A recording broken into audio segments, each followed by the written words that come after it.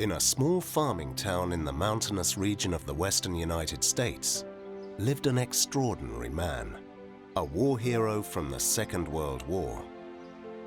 Because of his modesty, he was largely unknown by his community. Sir Arie Noot would never say he was a hero. However, to the Dutch underground, he was a patriot, a bold fighter who resisted Nazi occupation. To the British, he was a member of the elite 2nd SAS Commando Regiment. To Queen Wilhelmina of Holland, he was a Knight of the Order of Orange Nassau, one of the highest military honors a soldier can receive. But to his family, he was simply known as Opa, a gentle and kind father and grandfather.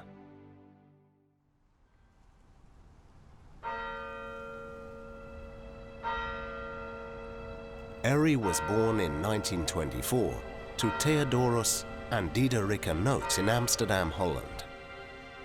Growing up, he was known by his peers to be shy and timid, especially around girls, except for one who caught his eye.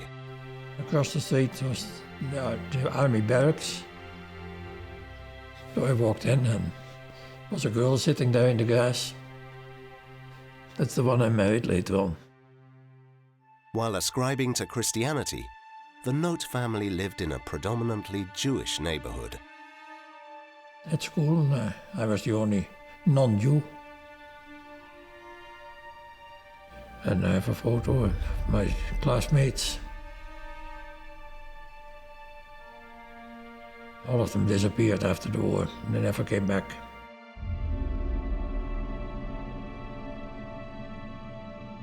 The quiet life that Arie enjoyed was about to change forever.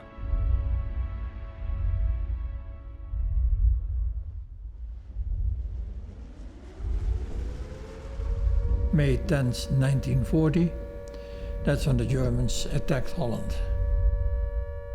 In the middle of the night, I heard all the explosions and the noise of anti-aircraft. So we went to the living room, opened the curtains, and the whole sky was red.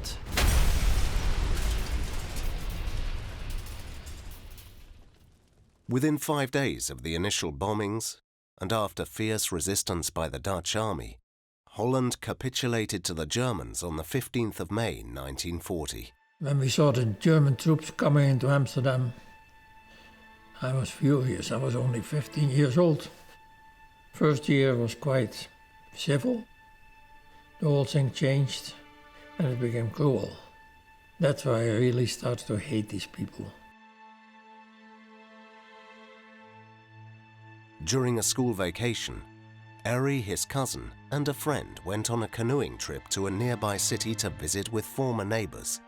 Unbeknownst to them, a German office had been raided by the Dutch underground. Large numbers of blank identification papers and ration cards were among the items stolen. And the Germans became so upset that they sent the whole army to the province to seal it off. So the neighbor said, we have a package here, and would you be able to take it back to Zwolle? You haven't been searched, you haven't been stopped. You think you can do that without being searched or stopped by the Germans? We said, definitely. We came in without seeing them, we go out without seeing them. And just before we entered Zwolle, we said, what do we do with it? They said, you'll know, you'll find out. Going back into the city, was somebody standing by the riverside, and he shouted to us and said, I believe you have something for me. That's the one that I'm going to deliver. Putting 2 and 2 together, the Germans never found the papers, and I'm pretty sure that it was in the package. And then I got a message in Amsterdam that I had to report at German headquarters in my innocence, 17 years old. I went to where they lived. So I took the elevator, went up, and he started interrogating me. And I don't know exactly what he said. I don't remember that.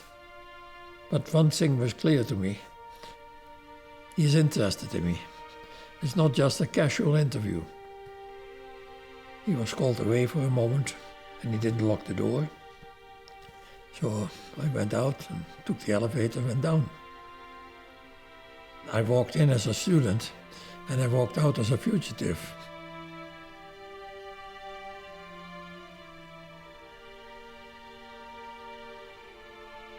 And then I had to disappear. To dive, as they called it. That means go underground, leave the home and be an illegal citizen, as they would call it now. They may have found out who we were, so that's probably why they wanted to interview me.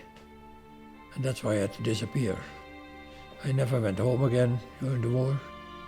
The number of people that were really actively, some way or the other, engaged in resistance is probably quite low. Maybe 5-6% or so. And the rest was interested in surviving. There was a concentration camp close to where we were in the underground. We were interested in finding out what was happening in that camp. So a friend of mine and I, we took a handcar, we walked to the concentration camp, to the gate.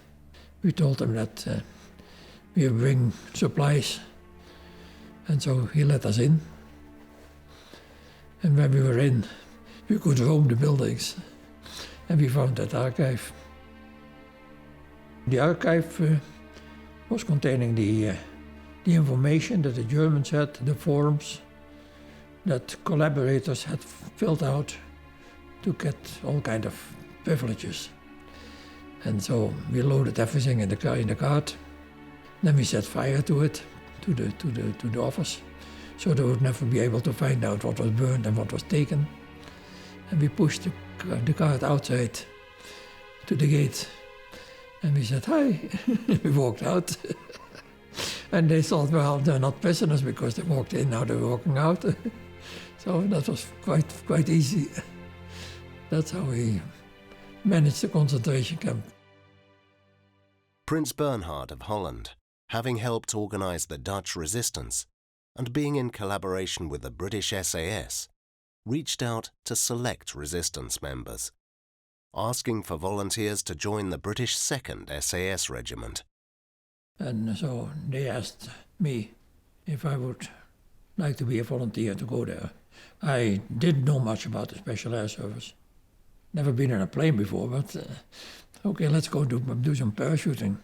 So that's why I said yes. And then they picked me up from occupied Holland with a plane and flew me to England. The first time I had to jump from the sky, I was standing on the edge, and I said, should I do it? Why? Am I crazy? So at that time you start thinking and fear comes up. There was an order by Hitler that all the SAS that was captured by the Germans had to be shot. We were not going to be taken prisoner, we had to be shot. And so we knew that when you were taken prisoner, that was the end of it. That's what the consequences were for the Special Air Service. As part of Operation Keystone to capture Cees Inkart, a key Nazi official living in Holland, Arie was to be dropped into an area pre-designated by the Dutch underground. When I was going to be dropped in Holland, there was a reception committee, and their task was to find the dropping zone for us. Then they had an Eureka, as the instrument was called, which was actually a beamer. So it would beam the plane in. At night, we flew over it. The lights were there, and the beamer was there. So we flew in, but the code letter was wrong. The code letter was to be a letter R, which is dash dot dash. And what we got from the ground was 3 dots. So it's just a fraction of a second difference. The navigator didn't trust it. We flew around and around and around. And ultimately he said, this is the last time. If they don't correct it, we're going back to England. When we did that, then the Germans opened fire because they were in possession of the beamer. They knew how the lights were going to be put, except for the letter. And I don't know how that happened. It might have been an honest mistake, but it saved my life. So a fraction of a second, and it saved my life. And then we moved into Germany with armored jeeps in front of the army as a kind of reconnaissance, which was stupid because we were not reconnaissance. Our jeeps were not armored for it. I remember the first time that they shot at me. I was sitting on the edge of an armored car, my legs on the outside, and I saw a rocket coming to me. It goes quite fast, but there was nothing I could do. I was sitting like this, and that thing hits the tires between my legs. But it didn't explode. It went up in the air. It exploded in the air. I was on the ground, taking shelter right away. I was shocked. That was the first time. But then the second time you say, so what? Now I die, so what? Is that a bet? I die a little earlier or a little later? With the Allies closing in on Holland, the majority of German forces were in retreat. However, some stayed behind. Not knowing that Holland had not been totally liberated, Arie and 3 of his friends, while awaiting their transport ship to Norway, wanted to visit their families. Their request was neither denied nor granted. We were a couple of days too early. No, we had the German car that we had found somewhere. And so we drove with the 4 of us, English driver, and the 3 of us, 3 Dutchmen, drove to Amsterdam. In the middle of the war, actually. In a German car, with German flags on it, swastikas, in English uniform. So it was a crazy situation. A group of Canadian soldiers guarded the Allied front in Holland and tried to dissuade Arie and his friends from crossing into enemy territory. With no official orders, Arie and his men pretended to talk to headquarters over the radio in an attempt to convince the guards to let them through. We had a little radio and we talked into the radio. There was nothing on the other side, but it was very impressive. We were talking to headquarters. So they let us go and we drove into Holland. And on the other side, it was night, it was a German car, so we were not even stopped.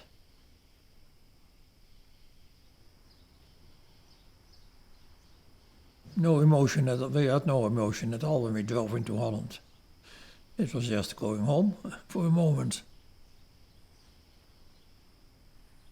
When I rang the bell and I entered the house, my parents had no idea what kind of uniform I was in.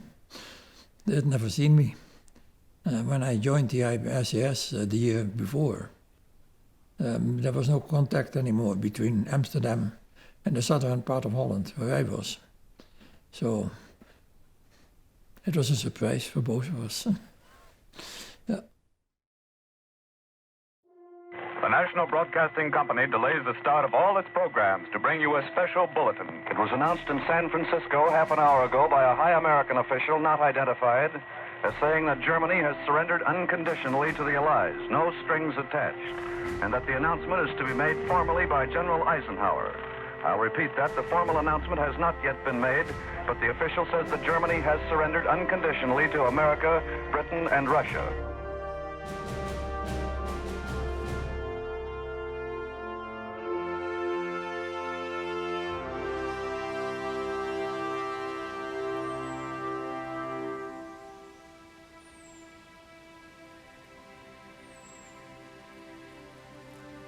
Years.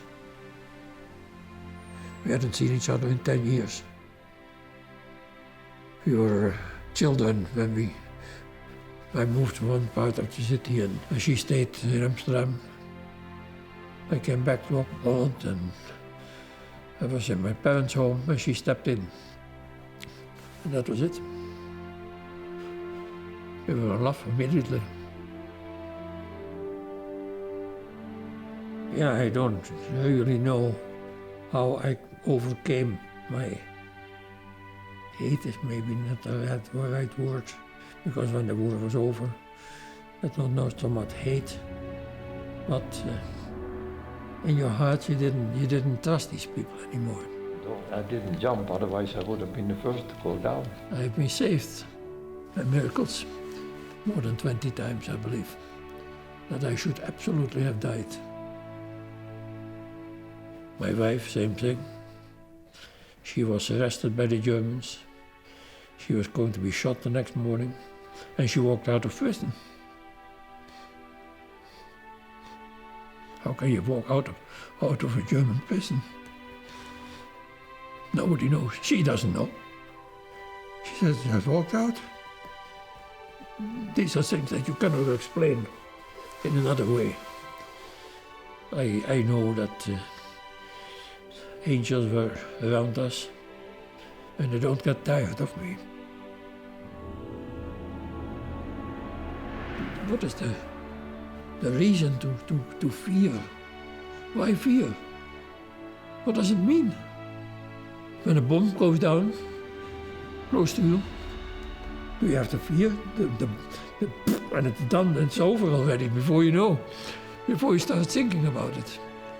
I didn't escape death so many times just because of circumstances. My life has been beautiful. I wouldn't have been able to wish something different. I wanted to have adventure in my life. I got it. A little more than I asked for, but I got it. If you don't find joy in your life, you have no life. And having joy is between your ears. It's in your brains. It's not what happens around you. It's what you have learned and what you know. You don't want to stay here forever. There's some things that you have to do, and if you cannot do that, that's sad. But that's my attitude. I'm thankful for my life. I survived. Against all odds. I'm glad I did. Yeah. Gratitude is my last word.